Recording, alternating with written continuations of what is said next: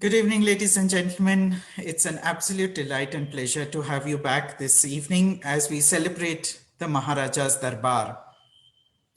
This is a series of episodes organized by the Carnatic Alchemy Foundation, the Ganesh Shivaswamy Foundation, and Maya Films.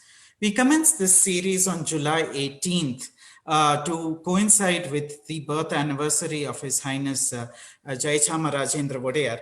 Until now, we have had two episodes. The first episode on the birth anniversary, where we released, of course, the melodious Parak, re-rendered by Deepthi Navratna. We also had Maya Films start a series of interviews of the members of the royal family.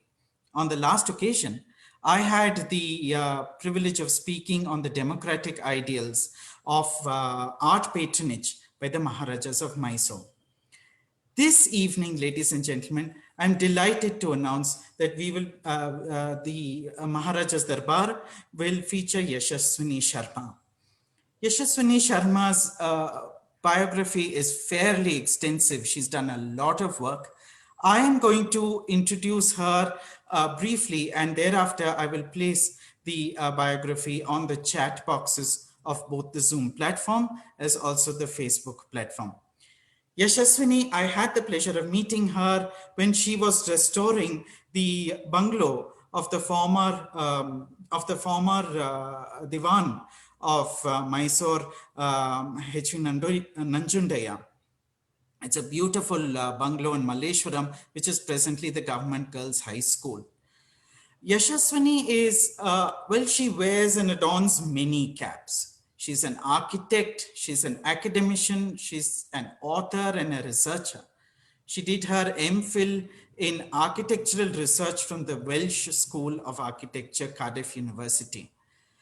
Yashaswini, collaborating with Professor Adam Hardy of Cardiff University through her practice of aesthetic architecture, went on to do a lot of work on temples in Karnataka. And of course, of late, she has taken an interest in a number of the buildings in Bangalore, one of which is the Vanivilasa School, as also the Janata Bazaar in Bangalore. Yashaswini is the recipient of many awards, including the Nada Prabhu Kempegowda Award of 2020 for Heritage Conservation. This evening, Yashaswini, her talk is titled The Maharaja of the People, Impressions and Impact, where she tries to go beyond the pomp and pageantry of the Maharaja and tries to explore his true personality. Ladies and gentlemen, it gives me great pleasure to bring on board Yashaswini Sharma. Yashaswini Sharma, welcome to the Maharaja's Darbar, and the floor is yours. Namaskara. Thank you, Ganesh Shivaswami, for that lovely introduction. And thanks to Deepthi Navratna and Carnatic Alchemy Project, the Ganesh Shivaswami Foundation, and Maya Films for hosting the Maharaja's Darbar. And I feel honored and privileged to be speaking in this series. The topic of my talk is Maharaja of the People, Impressions and Impact. When Deepthi asked me to speak about Maharaja Jayachamarajendra Wadiyar, I thought I'm fairly inadequate to do that. Him being the nicest man and such a magnificent personality. What am I going to talk about? So I'm trying to unravel little known facets of his personality, which are related to me as narrations of first person encounters and some written accounts. Uh, Before I start, the image of Maharaja in India, in Indian kingdoms, how was it? This is one of the things to talk about. The king was central to society, in a religious sense, in a spiritual sense, in a cultural sense, and this was obvious in perceptions, even in the planning of the city. The Maharaja's capital city was planned in such a way, of course, based on town planning according to Indian treatises.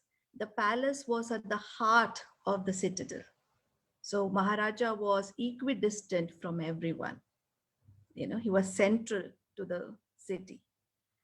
And one of the things that is very apparent in terms of Mysore is the tradition of Dasara, where this notion of centrality is emphasized through the Dasara procession. An interesting lecture that I attended was one given by Aya Ikegame where she examines the role of Maharaja and Dasara and the connections to the people therein. So during Dasara, the Maharaja is in communion with the deity, the Divine Mother, and he emerges only on the Vijayadashmi day. During this series of pujas, he is pledging his sincerity and he is doing all his, playing his roles and doing all the rituals.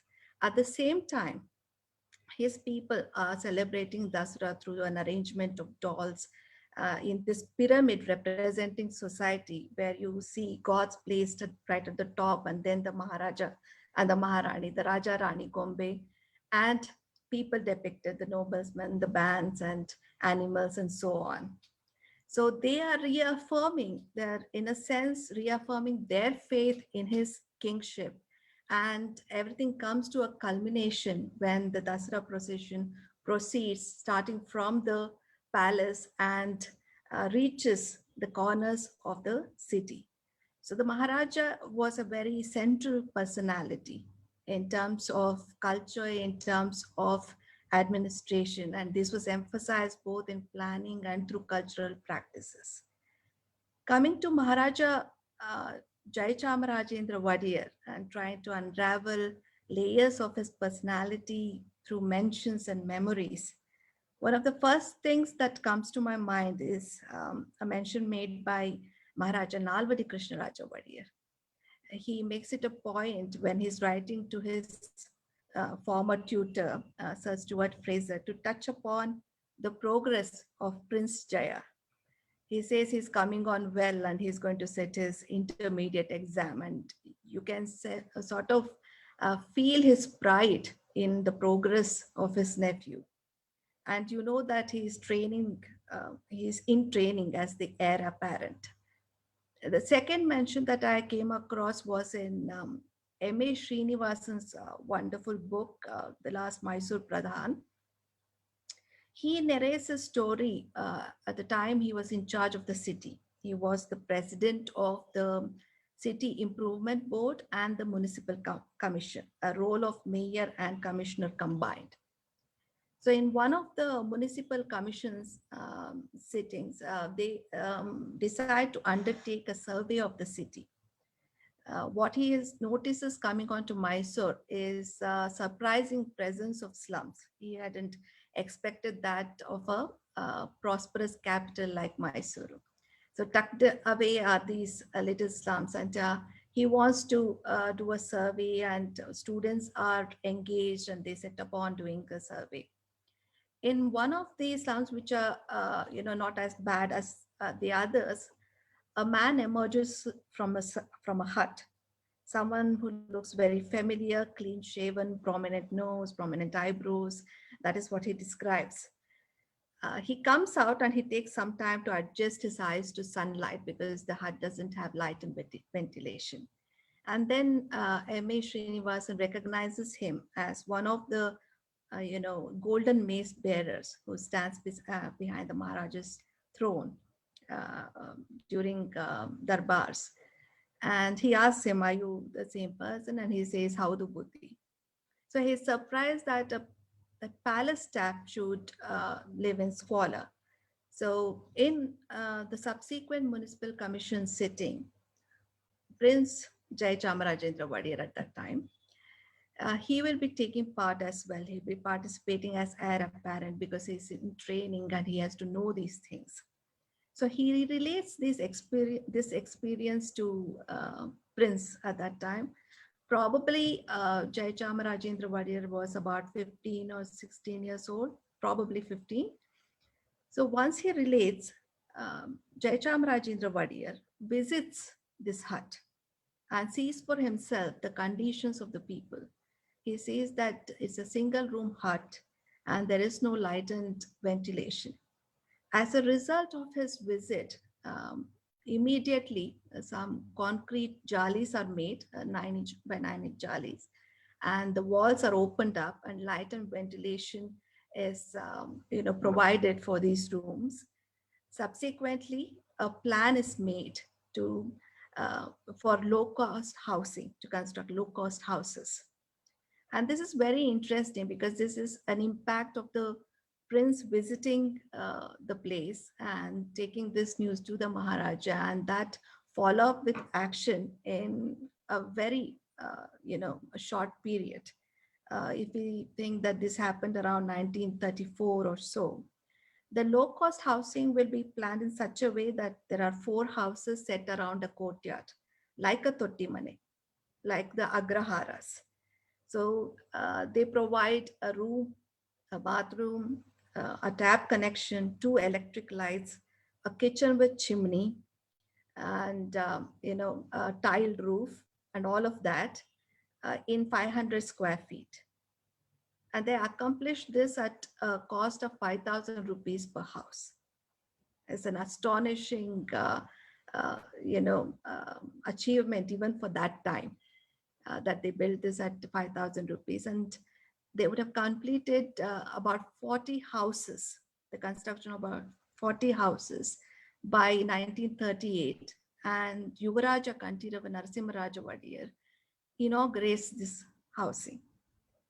So what speed and what diligence to improve the conditions of people and bring social justice. So that is one of my favorite stories about Prince Jayachamarajendra Wadiyar, Prince at that time. Of course, the next bit that I have heard is slightly personal. These are reminiscences of my mother at a time when my grandfather was employed as the personal tutor for Princess Gayatri Devi, for Princess Meenakshi Devi, and Prince Srikandatta Narasimharaja Wadiyar. Of course, Princess Meenakshi Devi and Prince Srikandatta Wadiyar were very young, too young to be seriously involved in studies. And my grandfather ended up teaching Princess Gayatri Devi most of the time. He taught her maths and science, as narrated to me. So my mother described how Maharaja Jayachamaraja Wadiyar received people. He received my Tata himself. he could have delegated this easily to one of his officials, but he didn't do that. That was the respect he had for people in academia, that he received him himself and welcomed him with a tambula. I was really touched hearing that. Of course, the impact was felt only later when you hear these stories as a child. You don't realize how rare the gesture is. And my mother used to sort of tail her father whenever she was free. And she talks about going around in Karikottoti and, playing around the pillars, how that reminded her of the village courtyard house, etc.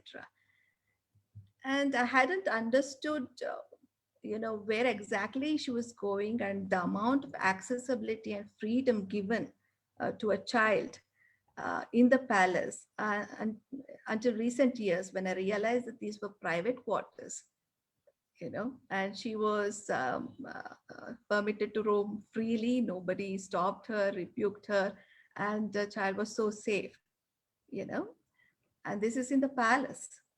And you feel how very kind and generous the royal family was to its people. To this day, whenever I go to Mysore, I sort of my relatives talk about palace as Namma Remane. You know, that is the feeling that every Mysorean has about the Wadiyar family, because they were so kind and generous. And I think this was very unique to the Wadiyars. Um, Another incident that I've heard is from my father when Maharaja Jayachamarajendra Wadiyar visited Kollegala. My paternal grandfather was a Shanbhog of Sudainpuram. And the Maharaja heard that we had a centuries old Arka Ganapati. This Ganapati, the Ganesha it's formed under the root of a particular tree, and it's very rare. And this was one of the things worshipped at my paternal grandfather's house. So once the Maharaja heard about it, he visited the house and he performed the puja himself. That shows his connections to his people, how unassuming he was, and how very devoted he was.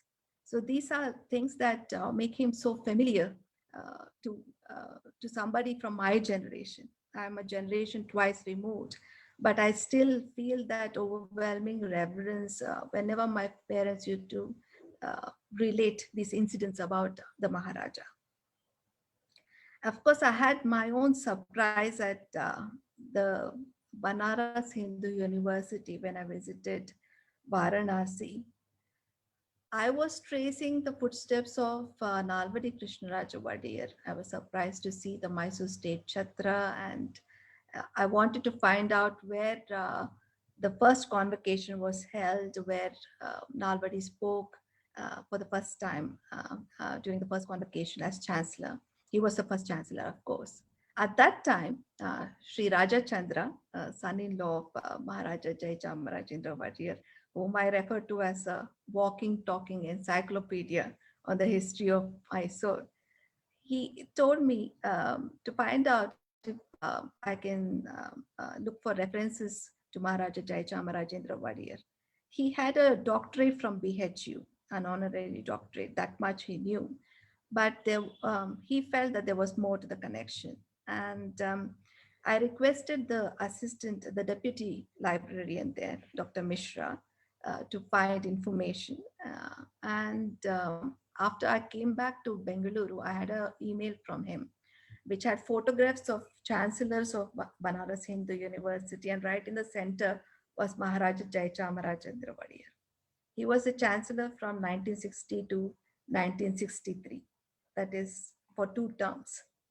So this was one of the facts that came out of that visit, and I was really impressed to see how far the Maharajas of Mysore reached and how much they encouraged education.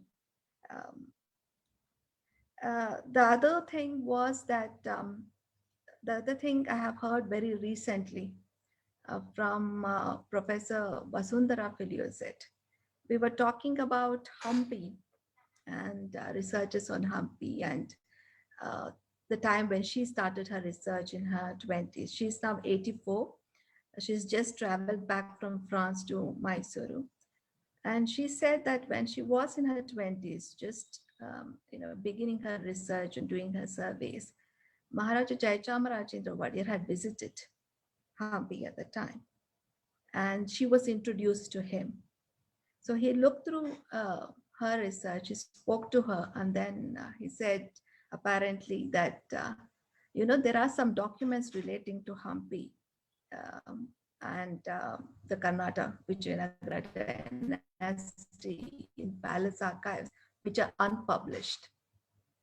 And she was delighted to hear that. Before she could follow up on it, unfortunately, the Maharaja was no more.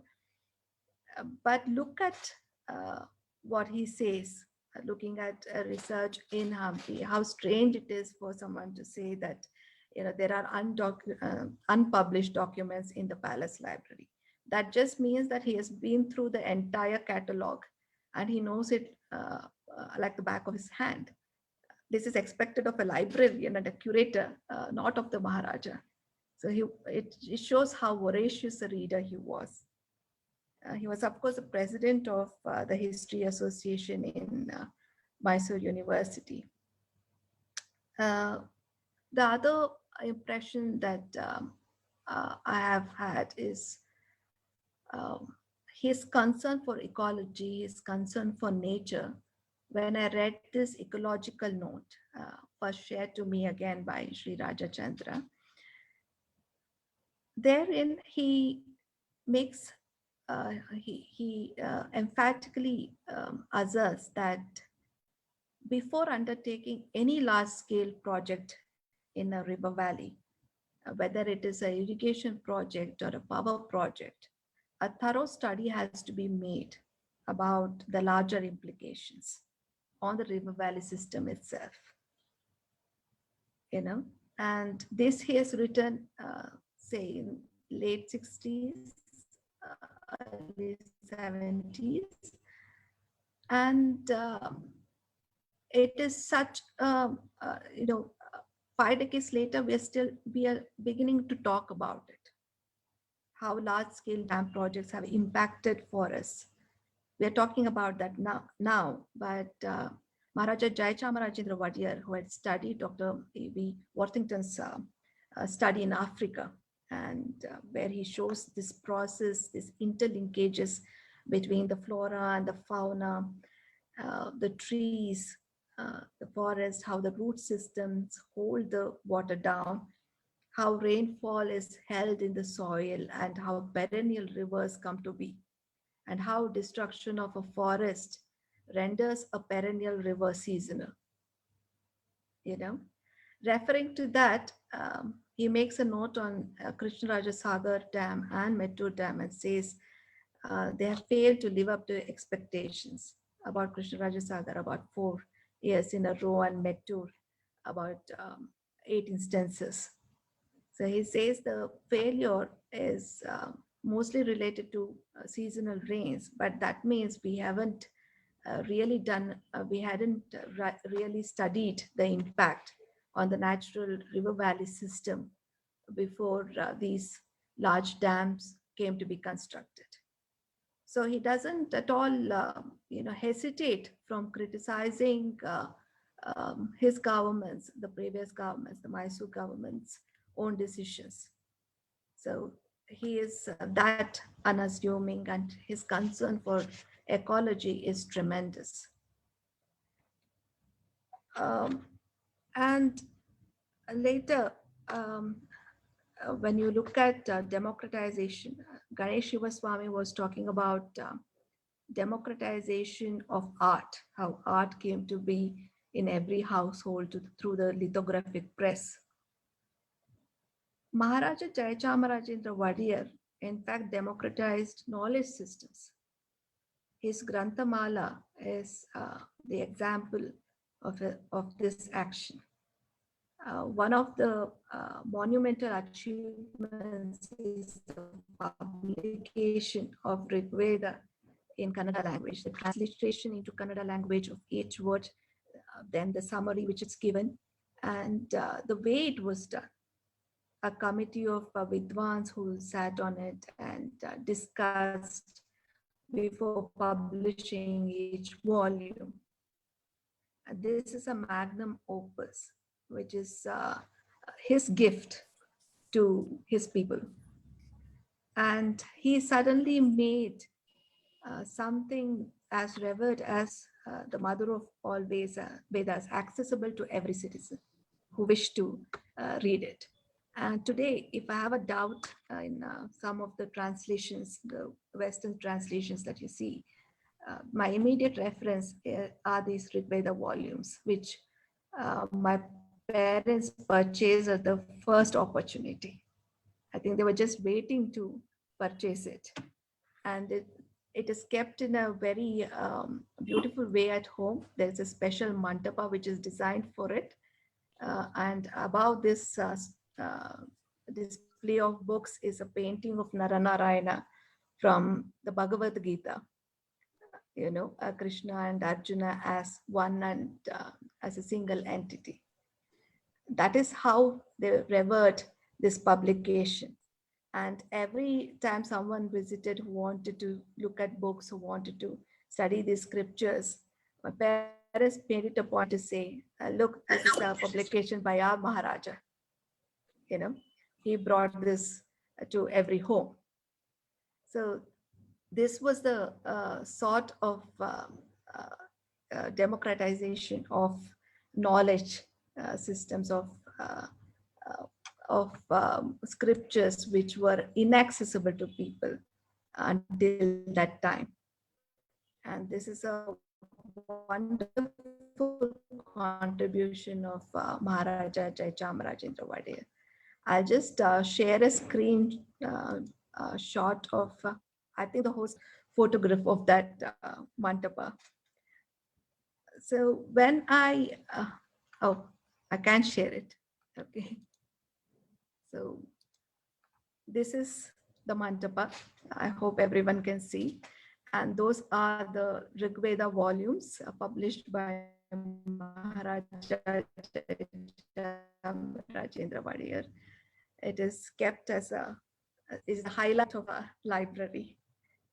When I think about the personality of Maharaja Jayachamarajendra Wadiyar, after going through all these memories of all these recollections of various people, the line from Bhagavad Gita, Sukha Dukkhe Samekritva Labha Labho Jaya Jaya, that kind of epitomizes Jayachamarajendra Wadiyar for me, because he remained in equipoise, whether he was happy or whether it was a sad situation or a difficult situation, whether he was getting benefited or not, whether one was victorious or not, he remained sthita pragya, he remained unaffected and one with divine consciousness.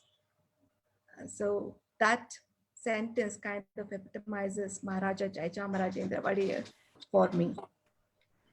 With that, I would like to end my short talk and open the floor for questions.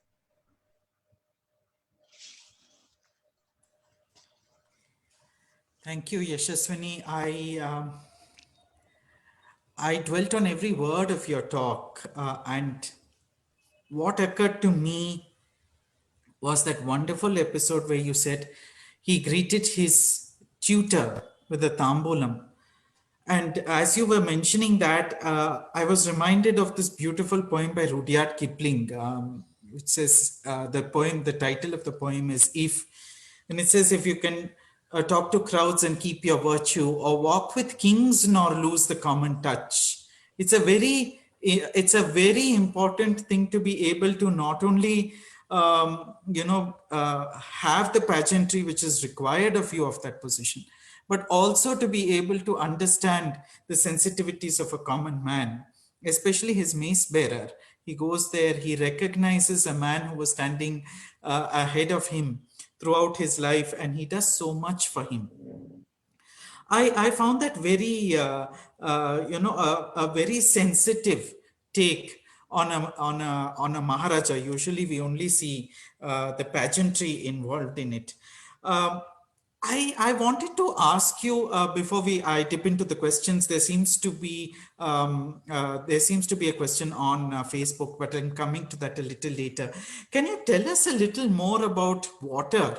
Because he that was very interesting that he connected water to the fauna, the forestry, the dam project. I think all of us are running into water episodes now. So it'll be lovely if you can elaborate a little more on the water and the KRS and Mettur Dam observation. I'd like to hear more about that. So there is this concept that all water that comes is through rainfall, right? But however, we forget that this is actually a cycle, it's a water cycle. How the river evaporates and uh, what comes back rainfall, what is stored in the soil, what is filtered down into the river. This is the hydrological cycle, so to speak, right? So an understanding after this large scale dam projects, in spite of the dam projects, when there was water scarcity, or when hydel stations not Washington makes a thorough study of this hydrological cycle of forest, and how the trees are holding this water. When there is a heavy rainfall, all of the water doesn't just flow down into the ocean. The trees are preventing that, the forests are preventing that.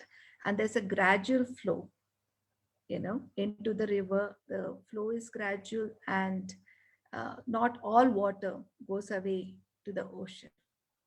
That is how perennial rivers are made, right? But when we interrupt the system, say you clear a patch of forest, you may actually be affecting the climate of another place. You don't realize it right then. But this leads to heavier storms instead of the gradual falls that we are used to. We are seeing heavy storms right now. We are seeing flood situations right now. Because when development activities are planned, it is not with a view of conservation and replenishment at the same time, which is what Maharaja Jayachamarajendra Wadiyar emphasizes. He says, when you are drawing from nature's gifts, you have to be responsible. You have to know the limit to which you can uh, undertake development activity. And it's not limited to dams. He is talking about agriculture as well, clearing large tracts of forest for agriculture. When you do that, how are you affecting the fauna? How are you affecting uh, the river systems? How are you affecting the soil? How the soil gets degraded. He's talking about all of that. So this is a plan, and he says before undertaking any large development projects, have experts from ecological field give you advice that engineers should listen to ecologists. This is the point he makes. Forward thinking, 5 decades ahead of everybody when Jayachamarajendra Wadiyar was making that note. It's interesting that you say that, and I'm thinking, I don't think any one of us have learned anything from it. I'm also thinking that, it's been over 7.5 decades since we've had independence, and it appears that we seem to have gone headlong into deforestation. And I mean, even what happened to Bangalore, so many trees, and it's continuing to be felled. I'm also one is how insensitive we have been, and not only as a humanity but also as a policy initiative. I don't think we've really bothered about any of that. But per contra, I'm amazed as to how nature has been so forgiving. Somehow we've managed to survive so far. It's really, when you talk about Mother Earth, it's really so maternal that Mother Earth seems to be compensating and compensating. And I wonder at what point it's just going to all fall apart. I think we should all learn and take a page from what you have just spoken about Maharaja Jayachamarajendra Wadiyar, and start becoming sensitive to the interlinking of nature, water and trees and forestation and deforestation and all of that. I'm hoping the people who are listening to us this evening take a page from what you have just said. There's a very interesting comment which has the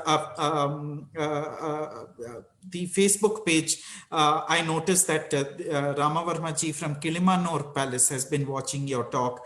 Thank you, Ramavarma ji, for following what we've been doing. I have a question on the Facebook page, and this is from Prithvi Prabhu. Prithvi Prabhu has been diligently following the Maharaja's Darbar, and in fact, it is his drawing of the Maharaja's portrait which we started this session with. He says in Facebook, he says, very interesting talk. Would want to know if the present governments, see, look at how intuitive he is. He says, I would want to know if the present governments have their policies in line with that of the Maharaja. For example, on low cost housing. Well, that is a very interesting question, because even in say 8 years after the inauguration of this low cost housing scheme in Mysore, there is a meeting of the government of India where all the ministers from all states participate. And as an example of low cost housing, the Mysore scheme is presented by the chairman, At that time, the cost of each house is also mentioned as 5,000 rupees. And the minister from Bengal, Suravardi, he says, he starts laughing and says, probably you're missing a zero. It can't be 5,000. And the chairman intervenes and says, no, I have visited, it is indeed 5,000. And that was the efficiency with which everything was done in the kingdom of Mysore. Low cost housing was tried by the government of India. It is tried by the state governments, but the way it is done now and the way it was done back in the days of the Maharaja are slightly different. Because the Maharaja himself was, we talk about checks and balances in a democracy. The Maharaja was that for the kingdom. So with regard to quality, with regard to the quality of life that would be accorded to his subjects, he was very, very particular. And people had to convince him on how it is being done. And now, though there are trials, I think even Konsberger was, involved in something post independence. It didn't work. The perforated concrete didn't work as much. But from time to time, people have tried. But I would say the kingdom of Mysore was far ahead and far more efficient. And probably we should take a leaf out of that, because it isn't just about building low cost houses, it's also about observing the lifestyle. These low cost houses were built like agrahara. So there was a common space in the center, and 4 houses were built around it. It wasn't, a grand, a multi-storied, low-cost apartment where nobody wants to go and live. It wasn't that. It was a very human scale. And philanthropists of the state who looked at what was being done, they began to give donations as well, play equipment for the central space or radio for the central space and so on. And these houses also had ledges outside, a parsale outside, where so that people could come out and sit and talk. That was the lifestyle pattern there. Interactive space was, internalized the courtyard and taking away from the noise of the street, so that you have this open space in the center, which makes it a rather large spatial experience. I remember that when we were students, we had proposed something like this for the slum redevelopment of Pantarapalya without having a clue that this was implemented in Mysore earlier. As students, we had proposed this, but that didn't come to be. Yeah. There's another interesting question, and I think this is one which even Deepthi can take. This is also on Facebook, and this is Dr. Geeta Patkilaya. She says, an interesting talk highlighting nuggets, throwing light on the benevolence of the Wadiyars. How was his interest in music honed? Though the songs and music he composed were difficult, it's no doubt it is the work of a genius. So That is a good Yashaswini, question for Deepthi, Deepthi both of y'all can take Navratna. this. I think I'll leave that to Deepthi. Deepthi, all yours. Yes, namaste. From my very, very limited study of the Maharaja's work, I'm about to share some of my views on what Geeta ji has just asked on Facebook. Yes, it is most definitely the work of a very fertile mind, and it's the work of a mind that saw the promise, the predicaments of Eastern and Western musical sensibilities with the same equanimity that Yashaswini was talking about. It's, his equanimity in personality is also reflected in the equanimity with which he handled and navigated these musical aesthetics in his compositions. So most of his compositions are born at the plexus of Western harmonic ideas of composition, but completely given birth in the form of a completely given birth in the traditional idiom of a Carnatic Kriti, and the scalar ideas come to form in a Carnatic firmament, and they're as if they're masquerading as a commonly sounding like very uh, pedestrian sounding Carnatic Kruti, but if one looks deeper, it's as if he's playing crossword with you. He's playing all of these musical crosswords with you. There's a tetrachordal idea that's masquerading as a harmonic gesture, and there's a harmonic gesture that's been taken from the vertical and placed in a horizontal melodic framework. So he's doing all of these what do you say, creative he's taking all of these creative journeys, but he's doing that with the equanimity of somebody who saw the Eastern sensibility and the Western sensibility for what they were. And only he, given his extraordinary exposure and training in piano and in Western classical music, only he could have done this. Because I've always said this, that Beethoven is known for showing new possibilities in an already populated classical idiom, and the Maharaja's the extraordinary genius shines through in his 97 and odd compositions that we have today. And even though, as compared to the Trinity, who wrote perhaps hundreds and thousands of compositions, even though that body is really small, the each Kriti is asking a question. Each Kriti is testing a new hypothesis.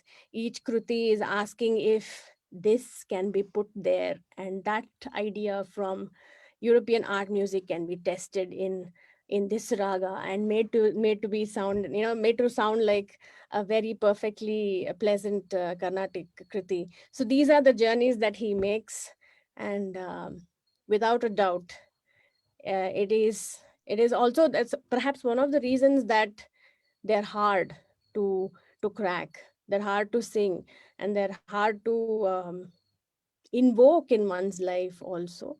And yes, like all geniuses, they're far ahead of their times. Like Yashaswini said, he was far, far ahead of his times. And I hope in the days to come that somebody really, really takes up all of these confluences of thoughts that are embedded and embodied in his krutis for sure.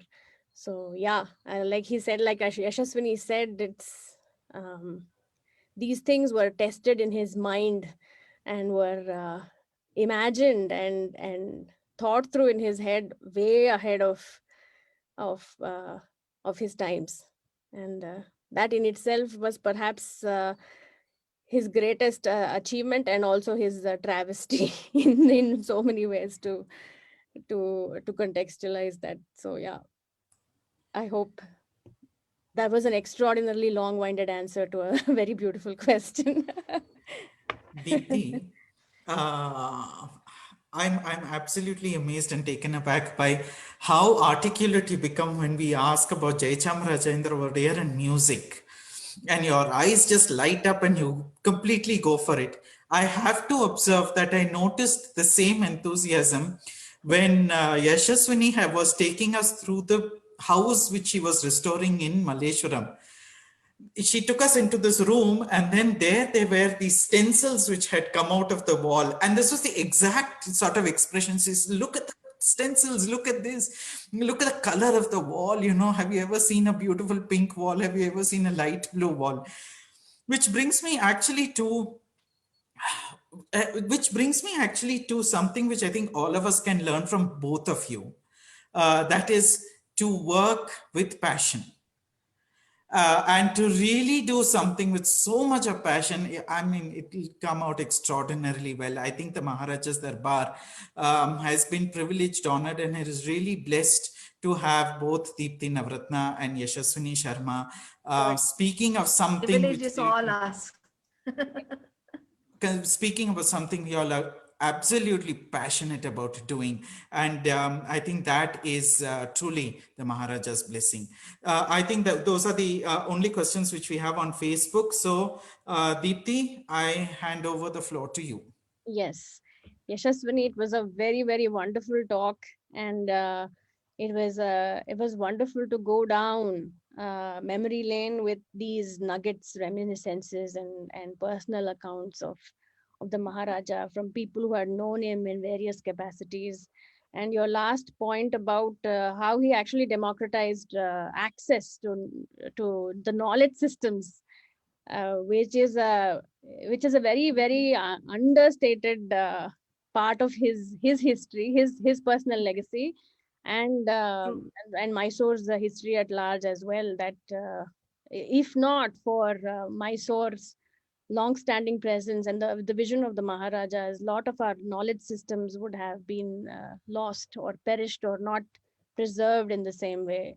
Can we all imagine doing all our Very true. research without an ORI and its staggering presence and its role in saving all of that tangible heritage for us? So yeah, the Granthamala Very series, true. um, need much more visibility, and the youth of today perhaps need to know that such efforts have happened in the past to bring that knowledge to the people. So there is a fabulous series. Raja Chandra sir had actually posted it on the Wadiyars of Mysore Facebook page also. There's a fabulous Yes. a series written by Sandeep Balakrishna on the significance and the process and the effort and the vision and the collaborative what do you say, magnum opus that it was in, and what it took to to come up with something like that. So yeah, that point is very much well noted, and it was very timely that you brought it up. Also, yes, Raja Chandraji is messaging me that note on ecological surveys to precede large irrigation and projects was written in 1955. So it was far, far ahead. Yes, Not late. Not late 60s, is it? right, 1955. right. Right. So yes, the other thing is, if you can talk a little bit about, Mysore had a 5-year plan, not for industrialization, but from the Mysore bulletins, one can mine the information that Mysore had a plan for sustainability. The 5-year plans, unlike Stalin, who used the 5-year plans to like aggressively industrialize his country, the Maharaja's twist on that was like, let's look, to do it with the heart, to actually, he put a spin of sustainability on that idea. So we find that, um, and from discussions with Raja sir, I found that there's a 5-year plan for mineral conservation. There is a 5-year plan for scientific forestry. There's a 5-year plan for silviculture. I did not know that word until I actually read it in the Mysore Bulletin, which is an afforestation idea meant to counteract the deforestation. Deforestation in a patch of land, so that, like you said, the water cycle, the ecological, Yeah, he's talking about conservation, replenishment. He's talking about how much you can draw from nature, right, out of the many gifts that nature gives you, and how to balance. He's right. always talking about balance because he is a man of balance. So do you see these 5-year I think so. that's true. Do you see the impact of these 5-year plans in the urban planning and city planning and all of those motives and motivations that were inherited, into the were they inherited into the successive governments of Mysore and Karnataka? I think our 5-year plan, I mean, post independence 5-year plans that we followed were reference to Mysore's introduction. That is what I heard from my mother actually when I was in school. So she was talking about things. She was talking even about reservation, how it came about, and she was talking about planning, and she was talking about Panchayat Raj, and how representation was drawn from various villages too, and how governance was taken to the lowest common denominator. So he was talking about, and I think the Mysore introduction of 5-year plan served as a basis for reference in post-independence state. So yes, that is, I mean, now we have a new way of doing things, but for a long time we were following the 5-year plan itself. One more thing that besides the 5-year plan that I would like to mention is Ganesh Shivaswamy was talking about us speaking passionately in the Maharaja's Darbar today. But I don't think any of this would have happened but for the emphasis on women's education, you know. Absolutely. And I hark back to the time when my mother studied because they did not have the resources, and my grandfather was retired by the time she was. This unique system of freeship and scholarship that was provided in Maharaja's College. And she went and boldly applied for both.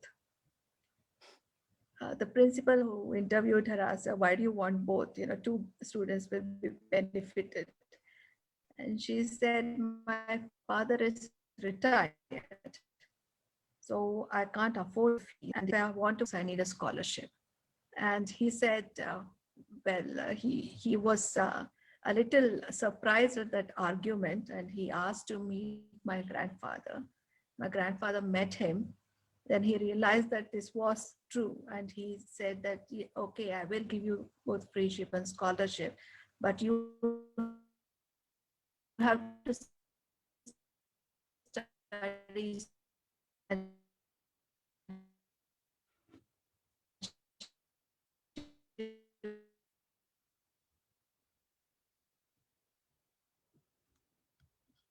governor at that time, but these were already put in place by the Mysore state. And women's education, I think, was promoted right from Vani Vilasa's time. So if we are all sitting here today and we talk about these ladies who broke glass ceiling, I think it is down to that forethought and vision. Absolutely. Absolutely. Raja sir is here, and I know for a fact that he feels very strongly about these causes that were promoted during the reign of both Nalbadi and Jayachamarajendra Wadiyar. And education definitely was one of the major thrust areas of JCW's reign as well. Raja sir, would you like to say anything at this junction?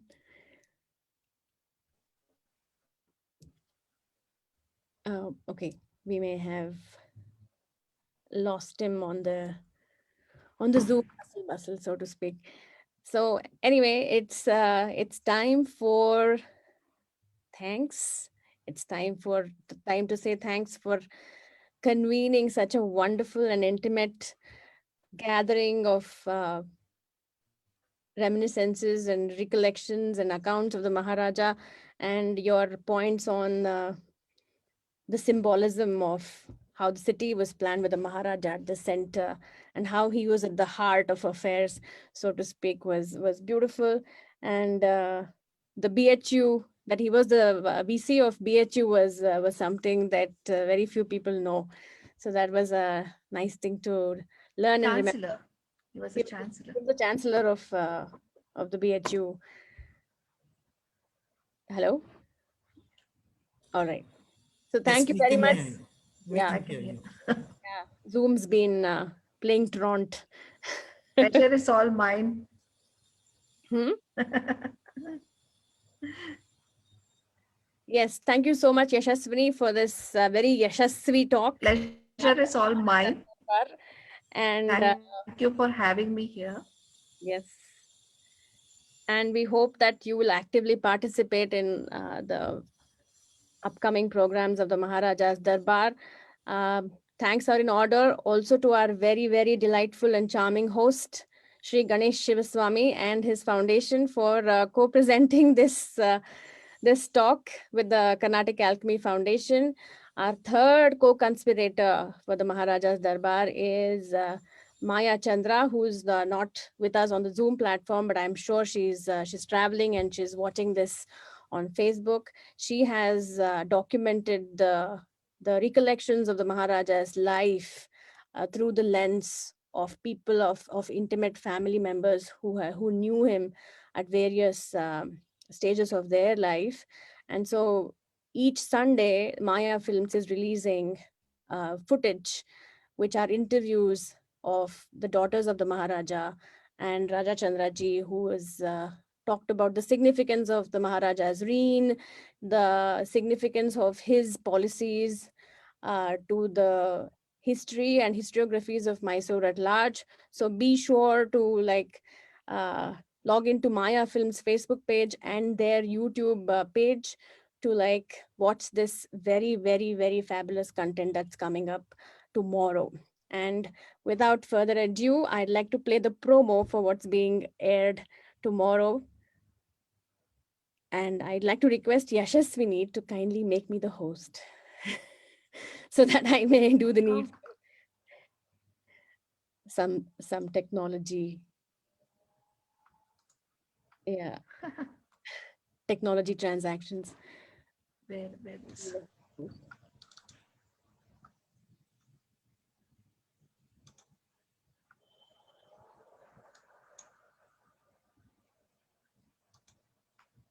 Yes.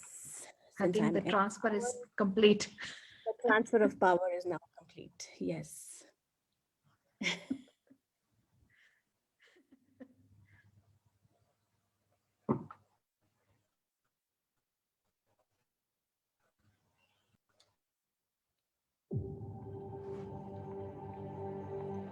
Probably when the Brahma created a mold, after his birth, he destroyed it. Things came to him on his own because of his own aura and his personality. It came demanding you be somebody. The torch of democracy, the family heritage. I want the light not to dim and we should go forward. So how much can as a 21-year-old who can cope up with? So it is a Shakespearean tragedy.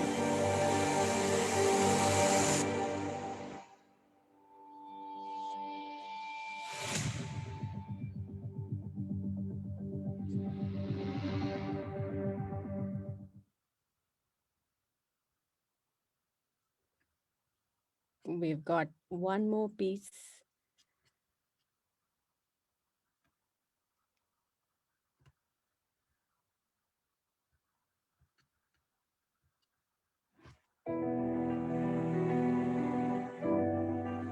I would say the most precious gift we received is the gift of life. So it's what you get and what life gives you.